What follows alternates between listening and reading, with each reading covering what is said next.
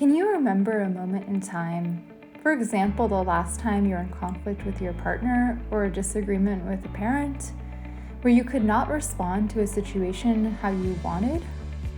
When you're upset, communicating becomes so much harder. Why is this? Hi, my name is Rachel, and I'm an intern therapist for the Center for Growth, a therapy practice in Providence, Rhode Island.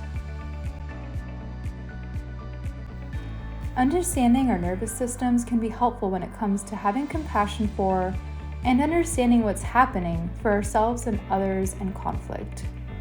Sometimes the ways our brains and bodies are functioning make communicating when we're upset really difficult. Our nervous systems react differently in situations where we feel threatened.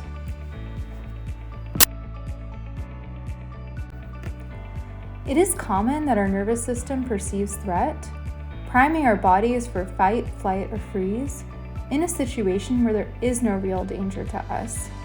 These responses are not conscious.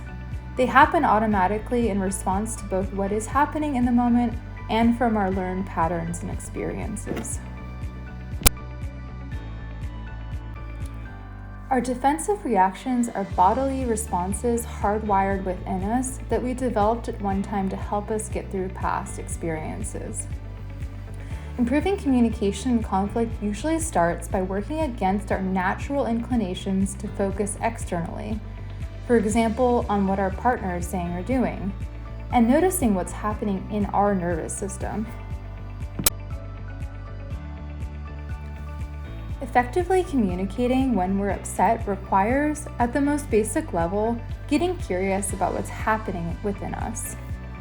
It can be helpful to get familiar with the types of default defenses that we tend to experience so we can quickly notice when we're feeling reactive or defensive. If you'd like to learn more and connect with a therapist, please contact the Center for Growth by calling 215-922-5683 or visiting our website. We look forward to meeting you.